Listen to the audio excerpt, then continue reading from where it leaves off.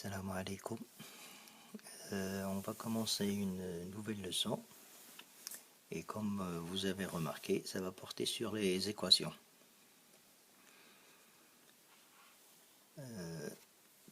Pour commencer, je vais donner un exercice, disons, semblable à ce que vous avez fait en primaire. Je pense que vous avez eu l'occasion de compléter des égalités comme celle que je vous propose. Alors je dis compléter pour que l'égalité soit chaque égalité, compléter pour que les égalités soient vraies. 7 multiplié par un certain nombre, ça devrait faire 21. 9 multiplié par un certain nombre, ça va faire 54. Celle-ci, vous ne l'avez pas vue l'année passée, mais vous pouvez deviner par quel nombre on peut multiplier moins 3 pour trouver moins 15. Alors, ces égalités-là, 7 multiplié par point de suspension est égal à 21, 9 multiplié par point de suspension est égal à 54, et moins 3 multiplié par des points de suspension, ça fait moins 15. On peut écrire ces égalités autrement. Bon, si vous ne l'avez pas écrit avant de cette manière, c'est que vous n'avez pas l'habitude de, disons, d'écrire des lettres. Et nous avons vu déjà comment on peut remplacer un nombre avec une lettre. Alors, ces égalités, je peux les écrire autrement. Au lieu d'écrire 7 multiplié par point de suspension égale à 21, j'écris 7x est égal à 21. Même chose pour deuxième égalité, 9y est égal à 54 et moins 3 multiplié par un certain nombre A qui va faire moins 15. Chacune de ces égalités est appelée une équation. Donc une équation, c'est déjà une égalité. Alors j'ai bien dit, chacune de ces égalités est une équation du premier degré. Quand je dis premier degré, ça veut dire l'inconnu n'a pas d'exposant. Si vous préférez, l'exposant est 1. Puisque l'exposant est 1, c'est pour ça qu'on dit premier degré. À une inconnue, parce que chacune des trois équations n'a qu'un seul inconnu. La première, son inconnu, c'est x. Deuxième, c'est y. Troisième, c'est a.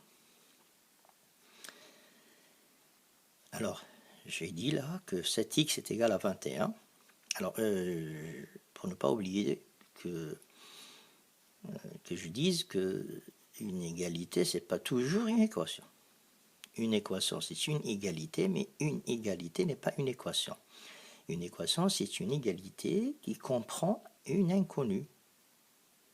Une égalité dans laquelle on a introduit une inconnue, ça s'appelle une équation.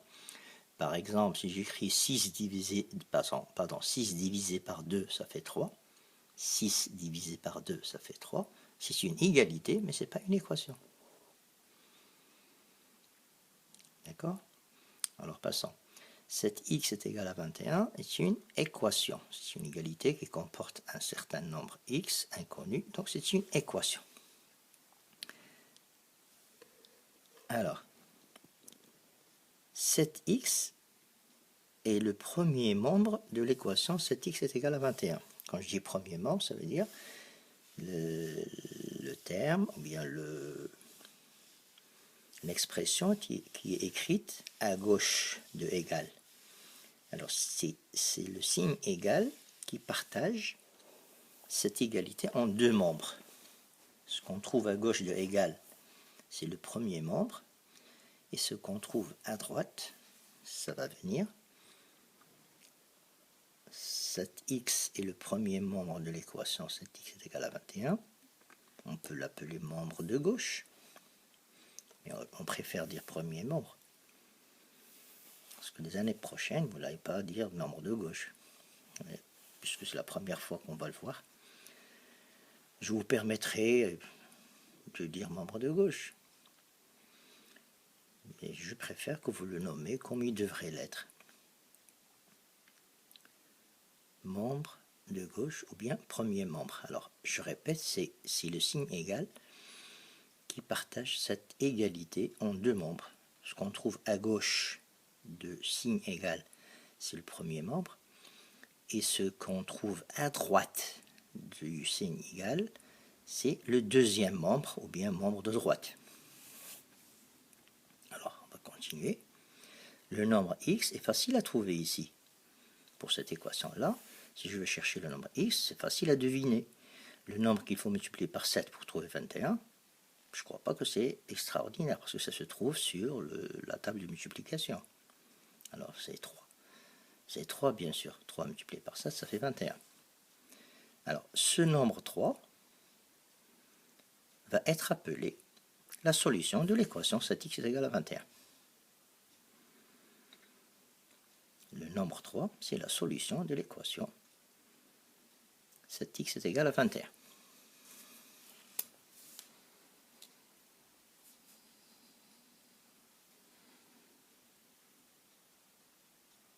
Alors, on dira que 3 est la solution de l'équation 7x est égal à 21.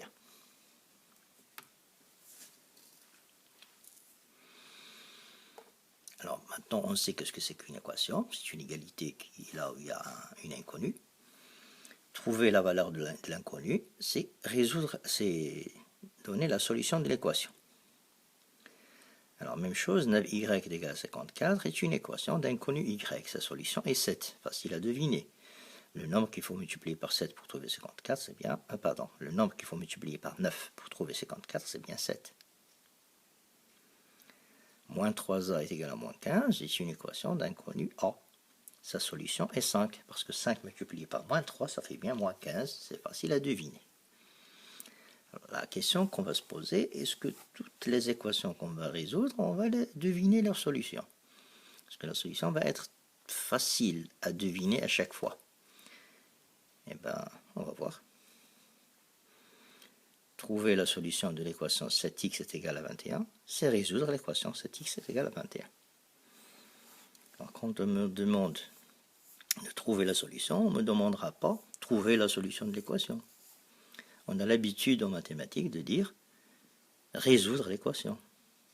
Résoudre l'équation, ça revient à dire trouver la solution de l'équation. Alors, voyons voir maintenant la suite.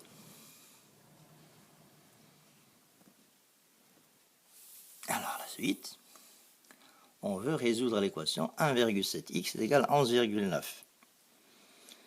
Alors, la solution n'est pas aussi évidente que pour les équations précédentes.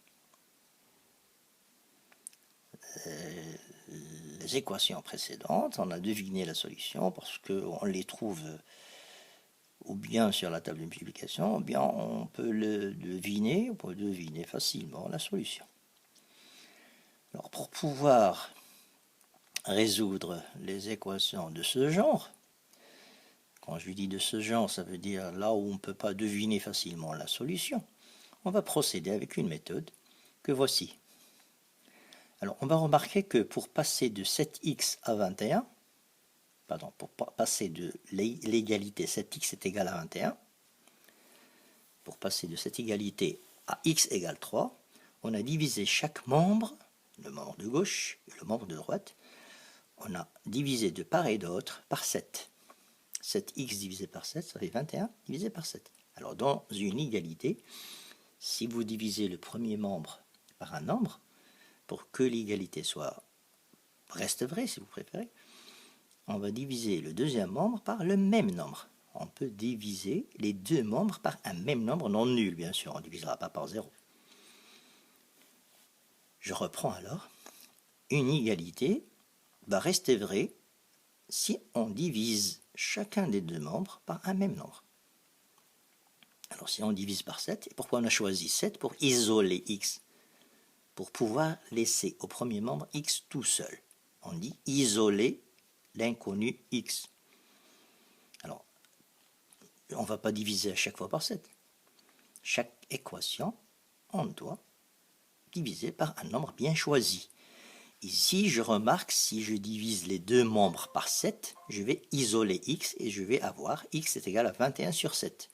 7x sur 7 est égal à 21 sur 7. Si je simplifie par 7, je vais trouver x est égal à 21 sur 7. Et 21 sur 7, ça fait bien 3. C'était la solution qu'on avait devinée tout à l'heure. De même, pour passer de moins 3 à égal à moins 15, pour passer de moins 3a égale à moins 15 à a égale à 5, la solution qu'on avait devinée tout à l'heure, on a divisé chaque membre par moins 3 cette fois-ci. Pourquoi moins 3?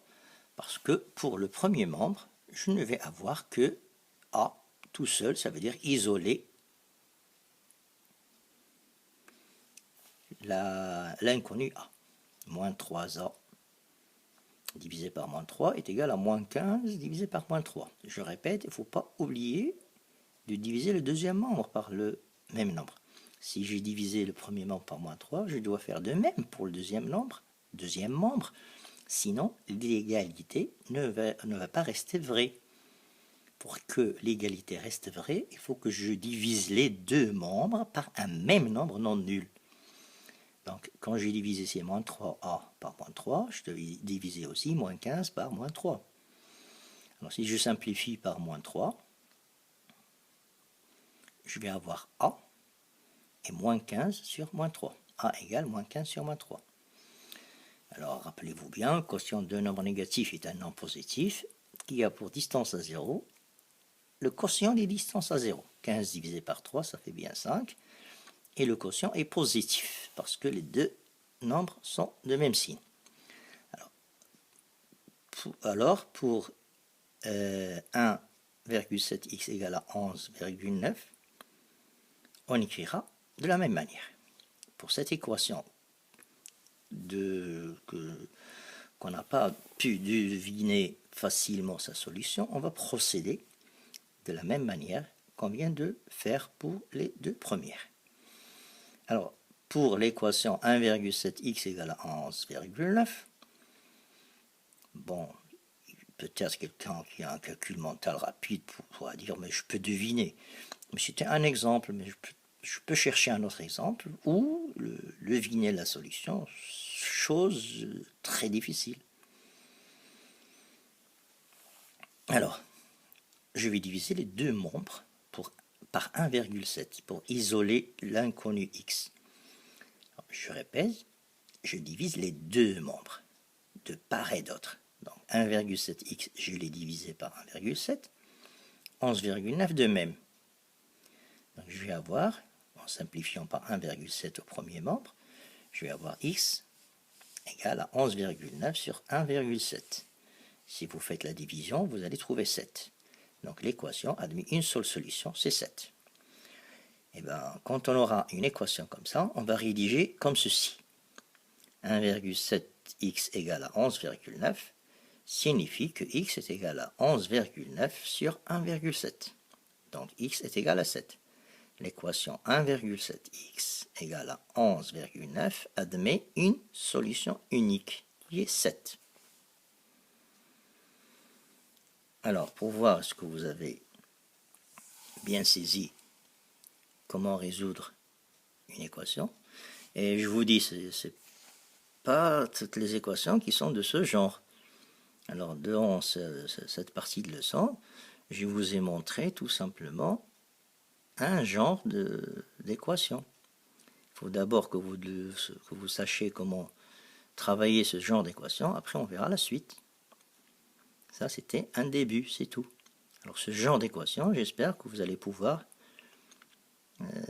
résoudre des équations de ce genre. Alors, avec cette partie de leçon, vous allez trouver en pièces jointes les exercices pour pouvoir, disons, vous entraîner et me faire part de vos solutions à l'adresse habituelle. Salam alaikum.